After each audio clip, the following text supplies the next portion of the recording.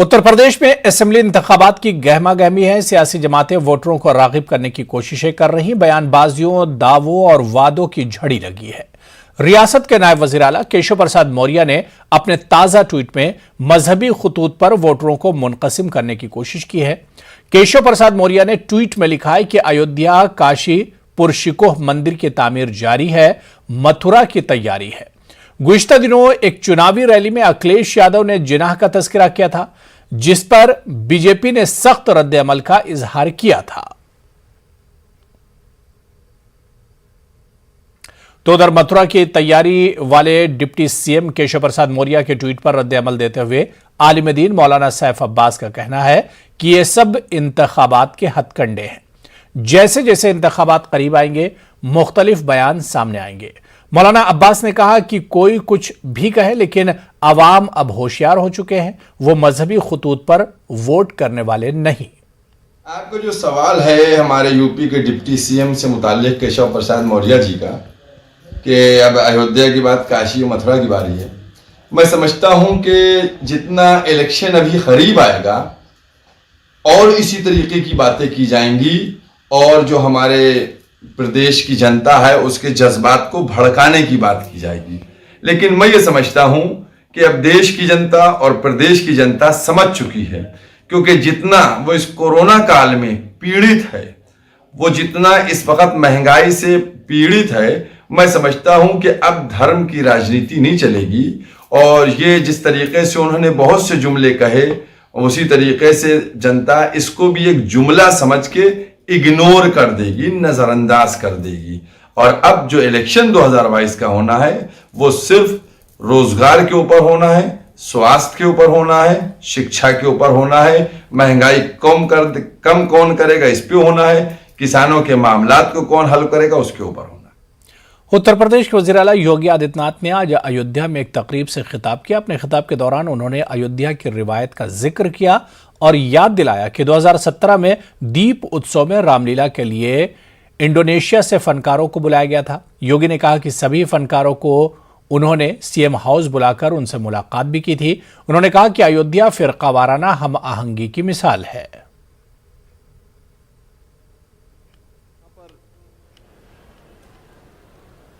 दीपोत्सव के कार्यक्रम को प्रारंभ किया था।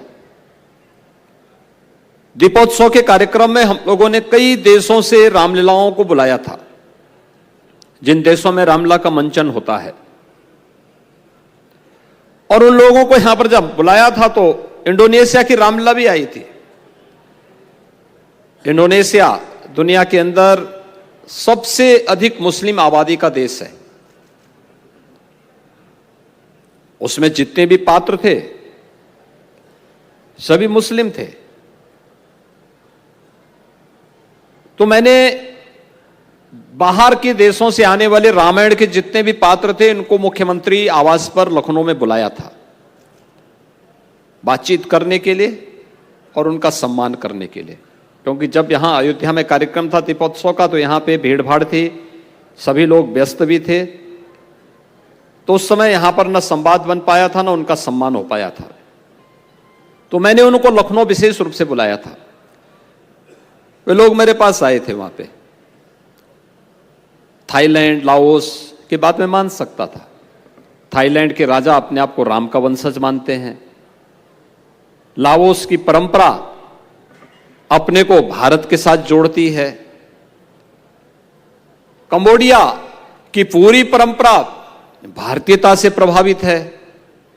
लेकिन मेरे लिए यह अद्भुत था कि वास्तव में इंडोनेशिया जैसा देश, जो दुनिया के अंदर सबसे बड़ी मुस्लिम आबादी का देश है, आखिर इंडोनेशिया में ये सभी कलाकार जितने भी रामायण के पात्र बने हुए सब मुस्लिम हैं, लेकिन कोई राम बना है, कोई लक्ष्मण बना है, कोई हनुमान बना है, ये सभी और उसी तन्मयता के साथ, इस भाव के साथ जुड़े हुए हैं।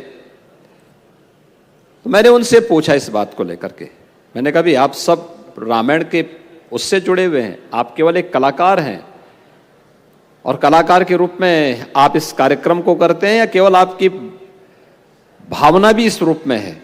उन्होंने कहा नहीं, हम केवल कलाकार नहीं हैं, राम के साथ हमारा आत्मीय संबंध है। और जब हमें आमंत्रण मिला था अयोध्या का, तो हम लोगों ने उस समय इस बात को कहा था कि साहब अयोध्या में चाहे हमें जैसे भी जाना होगा हम जाएंगे जरूर। सीएए मुखालिफ तहरीक के दौरान गिरफ्तार किए गए शर्जील इमाम को इलाहाबाद हाई कोर्ट से जमानत मिल गई है। इलाहाबाद हाई कोर्ट ने जमानत की अर्जी पर समाअत करते हुए कहा है कि शर्जील इमाम ने न तो मुल्क से बगावत करने की बात कही है और न ही लोगों को तशद्दुद भड़काने के लिए उकसाया है। अदालत ने शर्जील इमाम को 50-50 हजार की जमानतों पर रिहा करने का हुक्म दिया है। जस्टिस सौमित्र दयाल सिंह की बेंच ने मामले की समाअत के बाद शर्जील इमाम की तरफ से दाखिल जमानत अर्जी मंजूर कर ली है।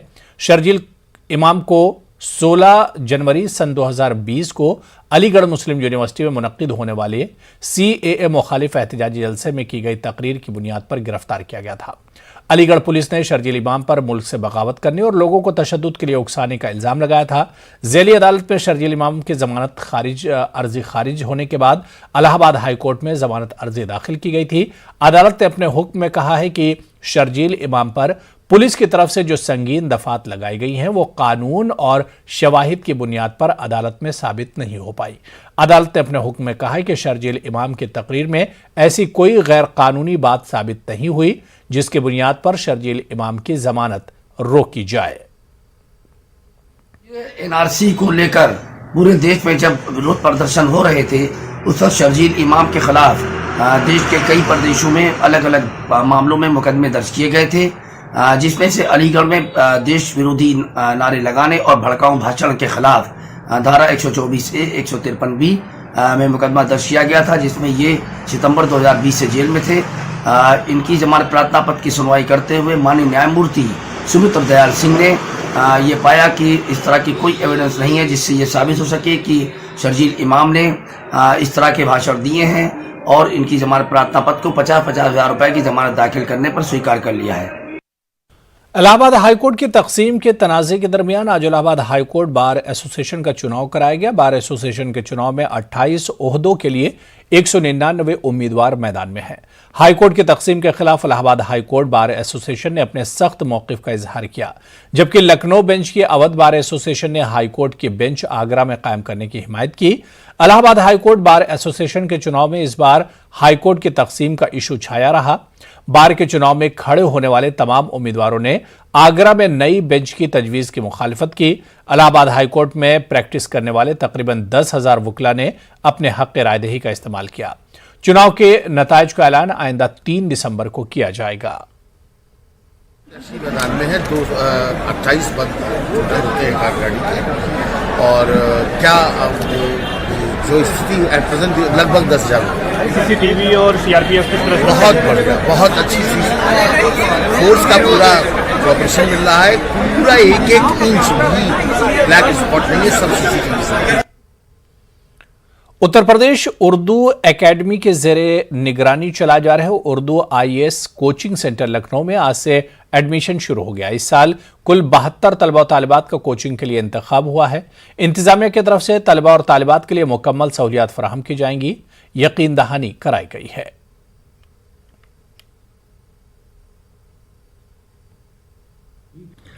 नए बैच का एडमिशन आज से शुरू हो गया है। अभी 72 लड़के लिए जाने हैं, जिसमें 64 लड़के हैं और 8 लड़कियां हैं।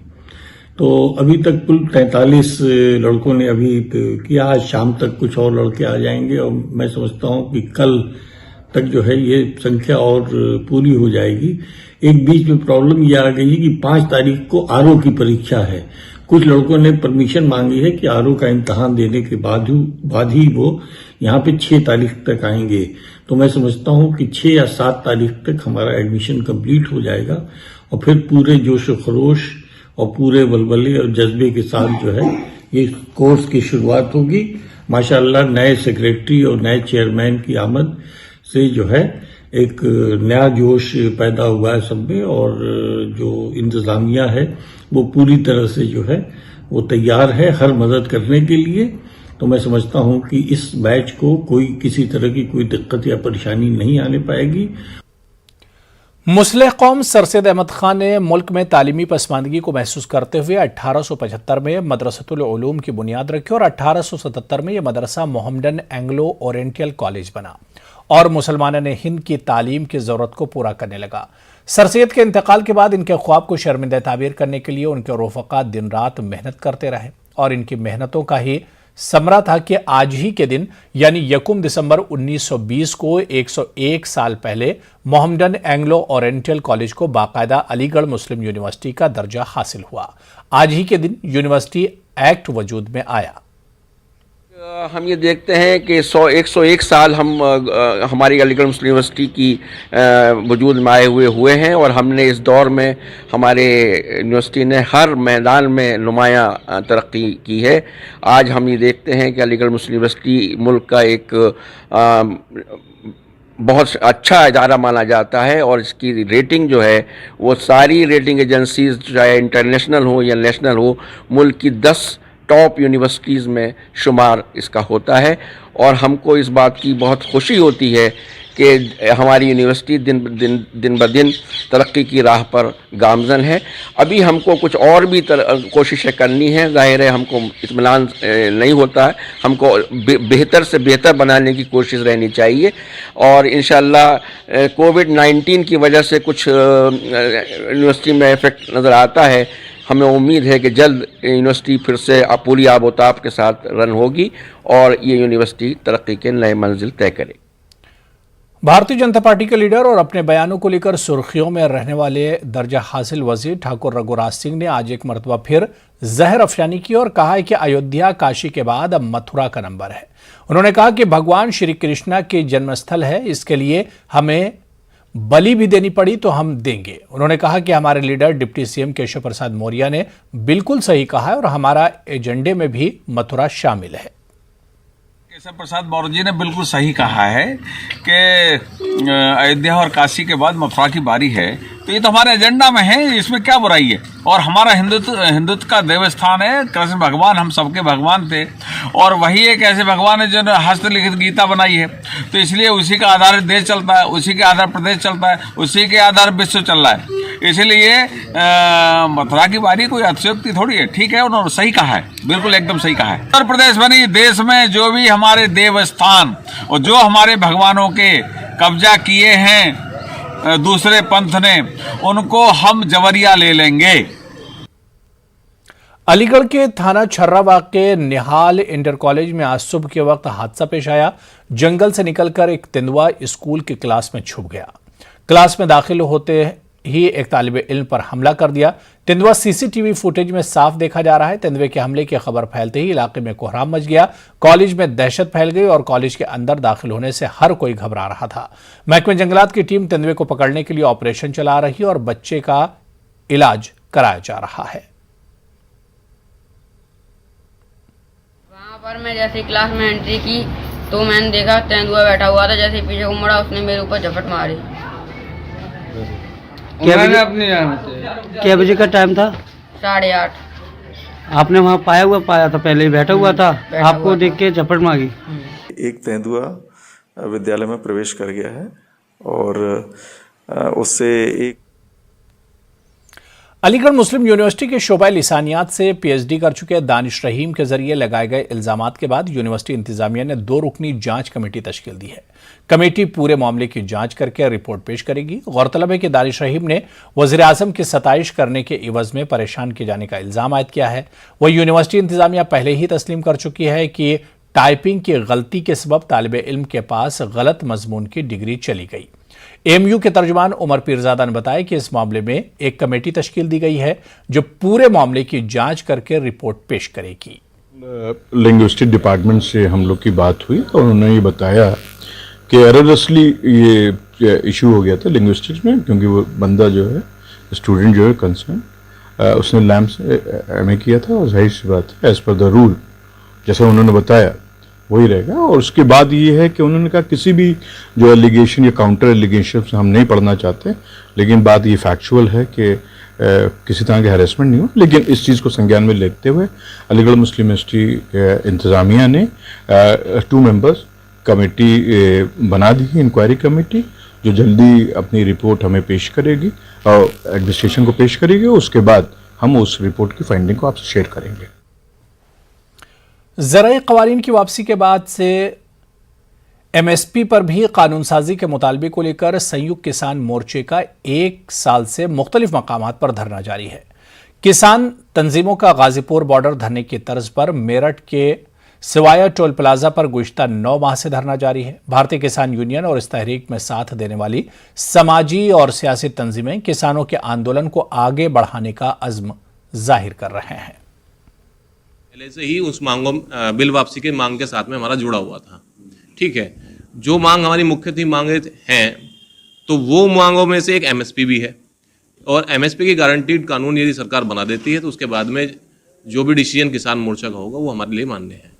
और उसी के मद्देनज़र 4 तारीख को एक मीटिंग भी है, उसमें किसान मोर्चा जो आदेश करेगा सभी किसान नेता और किसान यूनियन के सारे पदाधिकारी उसका सम्मान करेंगे। किसान आंदोलन चल रहा था, अब तक तो जो 3 काले कानून हैं उनके लिए चल रहा था।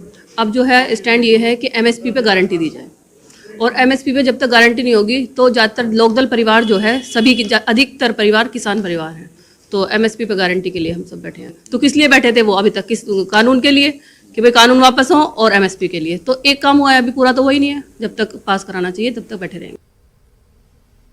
चलिए यहाँ पर रुकेंगे फिलहाल छोटे से ब्रेक के लिए।